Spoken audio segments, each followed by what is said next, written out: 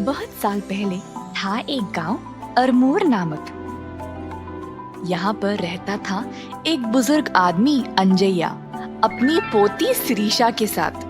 पूरे गांव में इन दोनों का और कोई रिश्तेदार नहीं था। अंजैया एक वॉचमैन की नौकरी करता था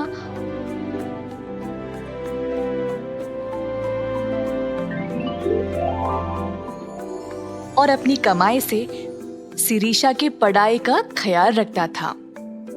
अंजैया अपनी पोती शिरीषा से बहुत प्यार करता था और कभी भी उस पे कोई आंच नहीं आने देता।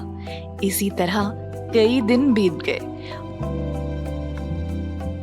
वक्त आ ही गया जब अंजैया बहुत ही बूढ़ा हो चुका, जिसके कारण वह ठीक से काम नहीं कर पा रहा था। कभी कभी तो ड्यूटी के समय उसको नींद भी आ जाया करती थी। जब घर का मालिक वहां आता था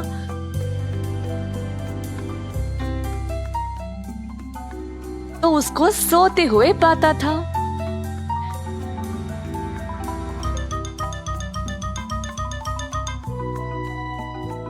जो भी उस घर पर आते थे उनको गाड़ी का हॉर्न कई बार बजाना पड़ता था अंजैया को जगाने के लिए, ताकि वो उठकर गेट खोल दे। इन सब के कारण घर के मालिक ने अंजैया को नौकरी से ही निकाल दिया। अंजैया को लगा कि उसकी भी गलती थी, तो वह कुछ नहीं कर पाया। अलविदा कहकर वह वापस अपने घर की ओर चल पड़ा। घर की ओर जाते समय अंजैया दुखी महसूस करने लगा। घर पहुंचकर वह आंगन में बैठ गया, ये सोचते हुए कि अब वह क्या करे। उसी समय अंजैया को पायल की छन छन सुनाई दी। उसको लगा कि शायद शिरीषा घर आ गई। बेटी शिरीषा, पर किसी ने जवाब नहीं दिया और पायल की आवाज भी रुक गई। पर थोड़ी देर बाद फिर से पायल की आवाज शुरू हो गई। अंजैया उठकर गया देखने के लिए कि वहां कौन है।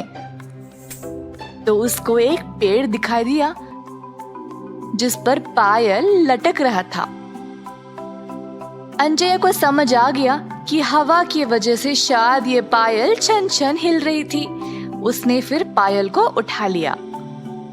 ये पायल यहाँ पर क्यों है और सिर्फ एक? पायल को लेकर वह घर के अंदर चला गया। उसी समय शिरीषा घर वापस लौट गई और पायल का ख्याल अंजैया के दिमाग से निकल ही गया। अंजैया शिरीषा के लिए भोजन पकाने में लग गया। शिरीषा ने देखा कि उसके दादाजी बहुत परेशान लग रहे थे। दादू, आप इतने परेशान क्यों हो? अरे कुछ नहीं बेटी, जब मेरे पास तुम हो तो मुझे किस बात की परेशानी, बताओ। नहीं, आप मुझे सच सच बोलिए कि क्या बात है। कुछ नहीं बेटी, मैं बस कोई नई नौकरी के बारे में सोच रहा था। ओह अच्छा। अब अगर तुम जल्दी से खाकर सो जाओगी तो सुबह तुम्हारे लिए खास तोहफा तैयार रहेगा। सच में? तोहफा क्या है दादू, बोलिए ना अभी। मैंने बोला ना, कल सुबह तुमको मिल जाएगा। शिरीषा को सुलाने के बाद अंजैया ने देखना चाहा कि पायल उसके पैरों पर कैसे लगेगी। उसने शिरीषा को पायल पहनाया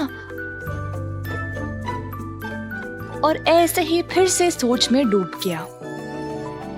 बुढ़ापे की वजह से मैं कोई काम नहीं कर पा रहा हूँ। क्या मैं शिरीषा का ख्याल रख पाऊंगा? अगर भगवान मुझसे कुछ भी मांगने को बोलेंगे तो काश मैं इतना बलवान बन जाता कि मैं अपनी पोती के लिए पहाड़ों को भी उठा सकूं। अचानक से शिरीषा के पैर में जो पायल था चमकने लगा और पूरे कमरे में सुनहरी रंग की रोशनी फैल गई।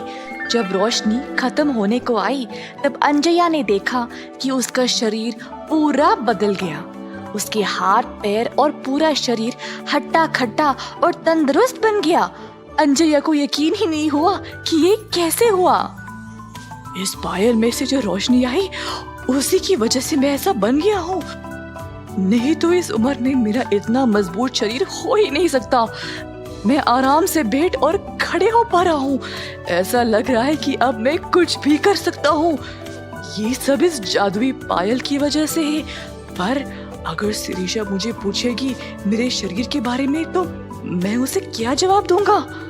अंजया ने बहुत देर तक सोचा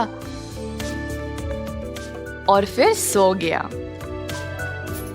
अगले दिन जब शिरीषा अपनी नींद से जागी तो उसने देखा कि घर पर सारी चीजें अच्छे से सजा दी गई थी और खाने की बड़ी अच्छी सुगंध आ रही थी। शिरीषा घर से बाहर निकली तो उसने देखा कि उसके दादू एक जवान आदमी की तरह लग रहे थे, जिसको सर पर सफेद बाल और सफेद दाढ़ी थी। दादू,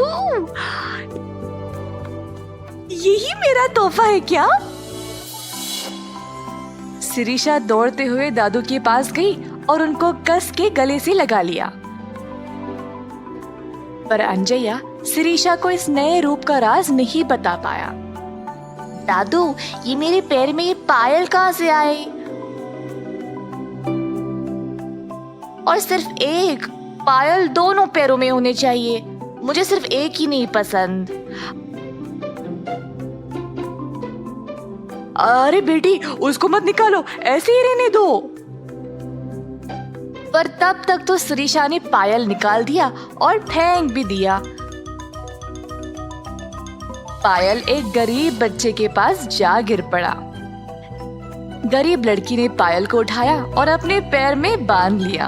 अंजया ने ये देखकर सोचा, मेरी समस्या को हल करने के लिए इस पायल ने मुझे रास्ता दिखाया और अब पायल इस गरीब लड़की के पास चला गया उसकी मदद के लिए। चलो, यही सही।